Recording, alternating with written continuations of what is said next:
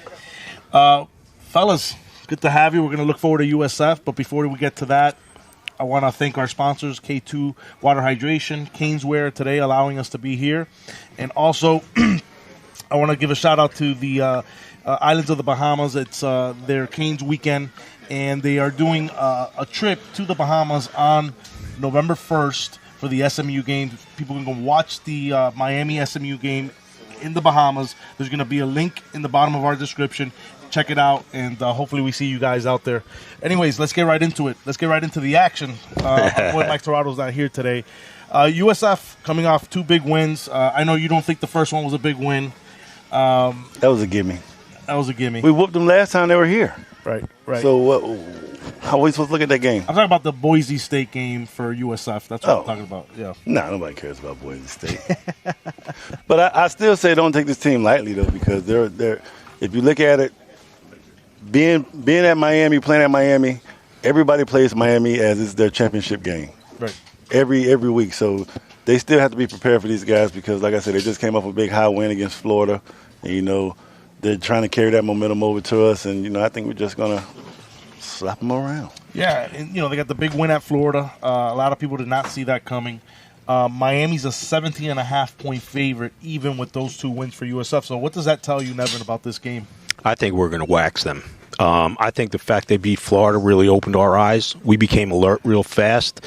That would have been a potential, not death trap, but like a melees where they would have just looked right past it, just thinking about Florida. And I think USF beating Florida got Miami's attention. And because of that, I think we stomp them out. It's attention to detail. I think we stomp them out. I really do. I said 34-10 on our show the other day, and I hold true to it, man. I think that game stays under, and I think our defense goes to work. I thought it would have been a trap game if they wouldn't, if they would have won that University of Florida game. I think it would have been a trap game, but I think Miami's going to be ready for this game. I think the line's very indicative of what Vegas thinks. Mm-hmm. UM's going to stomp them. Agreed. Yeah. So what's Miami's game plan going into this game? Real simple. For me, focus on that quarterback, Byron Brown. I mean, it's got to be like I don't want to say 8 in the box type situation against him with a spy and everything else, but I just think he is the key to that entire situation. Their big plays, they beat Florida and they beat Boise. They've had one big play, pass play each game. So the rest has been like a little bit methodical approach, 150 yards passing outside of that one pass, each one. Mm-hmm. I think Miami loads up on him. They're good. That's one. Second thing, they got an undersized defensive line as opposed to our mammoth line that Mario has just built. All-pro line that we have in Miami. Right. Yes. You know what I mean? And I just think you can't look past that. Mm-hmm. There's your 2 points. And my third point that I'd made on the show is just the mindset. I think we're good with that because they just beat Florida. Mm-hmm. So we should be locked in that regard. Willis, what are your thoughts on how Miami's approach is going to be for this game? I agree with Nevin. Like you said, you got to take the quarterback out. You take the quarterback out of the game, you cut the head off the snake. Because he's actually obviously he's the leader of that team, and he's the one to get that offense going. So with the way our defense is playing lights out right now, hopefully Mr. Bang put a hat on him every other play, and let those guys just go to work, man. Because like Nev said, we got a mammoth O-line. It should not be no reason why we don't go down the field and score. What could be a potential hiccup in this game? Let's say they don't stomp on them. Where do you see that where Miami could get tripped? Honestly, Andy, I'll answer that first. Willis can give his thoughts. I don't think there's a hiccup. I don't think there's a chance of a hiccup. If Miami gets out 2 scores and this team is hard pressed to have to come back from a 2-score deficit, maybe even a 3 if it's 17-0, they're not built that way and they're not cut that way, and it could get real ugly. I think the only hiccup could be if we just take them lightly, just underestimate them. Agreed. Come out, don't show them no respect, and then they just jump on us and get out there early. Agreed. Yeah, it's almost a sold-out crowd. I think it will be sold out at game time. It's a 4:30 kickoff, so there could be a little letdown because it's not a night game. But I do agree with you guys. I think Miami's just going to stomp them. South Florida beating Florida really helped Miami in this game. Agreed. It got them focused, and it got the crowd's attention to be at this game. It's a worthwhile game now to be part of. What are your thoughts so far on Carson Beck in the season that he's having? Well, I'm a Carson Beck fan, so I really think we haven't seen Carson Beck as we know just yet. We just seen him getting his feet wet. You know, he was doing little dinks and dunks here against Notre Dame. You know, but I want to see him go deep, throw into the double coverage like he's known to throw into and make those completions. So, are you of the thought process that Shannon Dawson is being a little bit conservative with him? Oh yeah, without a doubt, because you got to think about it. Other teams got to watch film, so they got the game plan for that. Right. You just don't want to come out showing your full whole hand. arsenal. Yeah, the whole arsenal in the beginning of the first game, and then everybody has a buzz on what you want to do, what you're going to do in this situation, who you're planning on going to. You know what I mean? So I think being very, very vanilla, the first game was actually great. Right, Mm-hmm. right. What are your thoughts on Malachi Tony and the job he's doing? Sensational. I mean, freshman coming in, leading a group like that. I mean, like they say, he's the first one in and the last one out. That shows a lot because when I played, I was not the first one in, and I definitely wasn't the last one out. I can tell you that much. It was the other way around. Right. But, I mean, the way he approaches the game is different than any mindset receiver that's at Miami right now to this day. You know, he wants it, and he's going to get it. He's not going to wait for it to come to him. He's actually The thing going that to sticks get out to me about him is how polished he is for being a 17-year-old and stepping in and just knowing the offense. He's a great route runner. I just think it's an unbelievable job that he's doing. So I'm going to give you my longer answer. I think he looks incredible. He looks the part, no question about it. Notre Dame certainly didn't have they weren't ready for him. They didn't know about him other than whatever he was being recruited. But like every young receiver, there's that wake-up call moment. For me, I think it's like when he starts playing, when he goes on the road. Like, isn't there a difference, Willis, when you play on the road for the first time as opposed to home cooking? Without a doubt. I think his wake-up game is going to be actually Florida State when we have to go to Tallahassee and sees how it is. Looking in the mirror. Yeah, like it's going to be hectic because I remember my first time playing Florida State, and I was just like, wow, we're in Doak Campbell. Like, I know we're in the Orange Bowl, but Doak Campbell. Right. Like, oh, you're live, God, right? Yeah, it's rocking. It's live, man. It just changes. It changes. You know what it is. It's one of the best environments in all of college football. You know, it's your invitation. It's your like, yo, welcome. This shit's real. Yeah, and FSU I think is very strong at the defensive back, and Pat Surtain's done a hell of a job with those guys. They're going to get in your face. They're gonna hit you. So let's see how he reacts. A question that I have for you guys is: do you think there's been a little bit of a setback with the tight end position? They got a lot of production out of Arroyo last year. I don't see that same type of a production this year. What are your guys' thoughts on that? I'll answer that first because I just had this conversation with Larry Bluestein on Monday, as a matter of fact, and I asked him. I said, "What?" And he said, "Listen, the tight end position is so huge at the University of Miami. This kid Lofton, based on what he told me, and you know, this guy knows he's the AI of like high school talent. Yeah, he said if this dude don't start seeing the ball, like." He won't be around next year. They've got to focus him on the game. He said their tight ends, Miami's, are 3 deep, really all good. And I don't know. We haven't had a big dose yet. We played Notre Dame, so that was a very stout defense. 9 returning starters, right, from last year. So you got to call what you're playing against. Right? You got to call what you're playing against. So maybe it just wasn't the right time. Bethune-Cookman, I throw out the book. That was just a scrimmage. We know what that is. No disrespect. It just was. And so, like, now you're going to start opening the shed. Yeah. Right? I think, like he said, we were spoiled with Arroyo, how he was just making plays, and we had Cam, obviously, was making plays on the other side. I mean, on the same side as him. And, you know, I don't think they really thought about recruiting the tight end this year. You know, the one they got, the kid from Bishop Gorman, he's actually a running back, but they got him at tight end because we got 4 running backs in there right now. So, I mean, I think he's finding his way. I watched him in practice. He does good, but, you know, you can tell that the youngness in him, that he's ready, but he is not fully ready. Yeah, you know, traditionally Miami's always been very strong at the tight end position. It's something that just has stood out to me is that the tight end hasn't been very involved in these first 2 games. It's a huge position for us, man. It's always been a killer spot. Shockey, Winslow, Greg Olson. It's always been that security blanket out guy, right? Always. And that little drag underneath, man. It's been our money forever. I think, like I said, he's just young, man. They probably don't even – they know he's there, but they're not, like, trying to put too much on him. You're going to start seeing that playbook open. I mean, I know we've we've heard some commentary about it's been very conservative. Yeah, I would agree. Maybe with that first game, but it was a big stage, and you got to be somewhat conservative. I'm okay with it. I'm okay with it. Now you're going to just start seeing what's there, and I think it's going to change. But we definitely don't have the same offense with Cam Ward. I was right? having a conversation. I forgot who it was, but they know a lot of football, and they told me, it was Carson Beck's first game back from injury. They had to see what they had, and they were very conservative in the play calling because they got to build him back up, get him back in rhythm. And I think that's some of why you saw Shannon Dawson. Yeah, I would agree. Yeah. Listen, Willis has been big on. We had him on the show last month, and he's been a big Carson Beck supporter, and they wouldn't have gone after him if they thought there was still potential for a lingering situation with his injury. Right. Agreed. A lot of people were down on the whole Carson Beck, and I said, hold on. And I watched a lot of Georgia games, and we watched a lot of them together last year, and there was a lot of drops. The offensive line did not play great.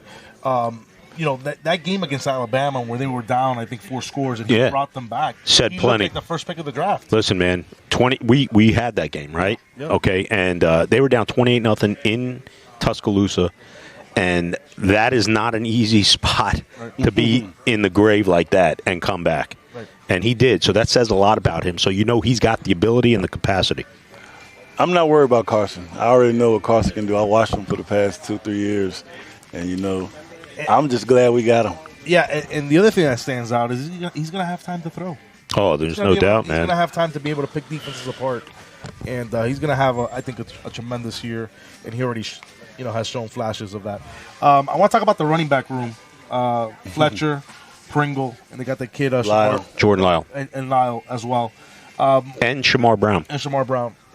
So who do you think gets featured for the rest of the year, or this is going to be a thing by committee? I'll ask him. He's the. I think it's going to be as of now it's Fletcher, but it's like when I was in Miami, it's his job to lose. Right. Fumble. The other guys behind him he's a fumble away from him getting put in the game and being there for the rest of the game. So I think it's Fletcher all the way, unless something drastic happens. Who would you compare Fletcher's game to? A running back in the past. Who do I compare Fletcher's game to? They say me. Right. That's why I'm asking. I got to go with me. He's big, tall, fast. Right. He can do it all, but I think he needs the confidence. He needs to just let go. He's still holding on to the fact that I'm Mark Fletcher. I'm big. I can do it. Mm-hmm. But when you let that go and just go out there and play. Mm-hmm. That's when everything starts to slow down for you, and it opens tremendous doors. And that happens with reps. Yeah. Right? Yeah. I mean, they got to feed the kid, man. Give him 25 on a game, right? I mean, these new coaches. Yeah, I mean. They don't believe in giving one person. Yeah, I got it. Right. They rotated. Yeah. It's just the Shamar Brown, I thought, by the way, against Notre Dame, he was excellent. Mm-hmm. He was excellent. For spot duty, man, he came in, he was pushing that. He was pushing the pile, man. I saw 3-4 yard after contact every time. I was real happy with him. Jordan Lyle got hurt early, and that was, for me, concerning because I was wondering why he was on third and short yardage situations. Yeah. That's a Fletcher type handoff, right? So that was my problem then. I didn't get it at that time, but hopefully kid's all right, and he's a home run hitter, different type of back. But I think I know why he was on third downs, because they hit the hole faster than anybody. So that's why. Agreed. So before we move on to the defense, I want to talk about C.J. Daniels and the impact he has brought to that receiving core. Mr. One-hander? Listen, that cat says it all. Mm-hmm. That's it. If he does nothing else, everyone will remember that. I want to know what happened to JoJo. I think he's hurt. Is he? Yeah, he's fighting an injury. He's always fragile. That's the word. Yeah. But, I'm a big JoJo fan, but he's fragile. Oh, okay. So that's why CJ and Malachi. Yeah. Malachi and CJ. Yeah. It doesn't matter. Oh, it makes sense. Yeah. I like CJ Daniels. I mean, I watched him play last year. Playmaker, but he was around a lot of faster guys than him. Right. But now I think he's in a great system that's going to benefit him. And he made some big time plays for us against Notre Dame, man. I'm happy for the kid as long as everything works out for him. And he improves our offensive passing game. Sky's the limit. Question, Willis. 2 games, really 1, but after 2 games, stock up, down on Miami? Or do you need to see more? What's your answer? Still in the middle. Like I say, Notre Dame was a gimme. It was supposed to happen.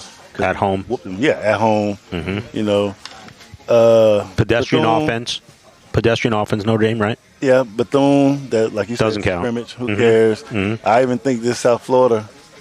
Yeah, gimme, sort of. Yeah, another gimme. 18-point favorite says enough. Then we get to the nitty gritty. And let's find out what's up. Yeah. Mm-hmm. Yeah, you get to the schedule. Yeah. Well, what are your thoughts? My thoughts are, I've been saying it. I expected us to be 5-0.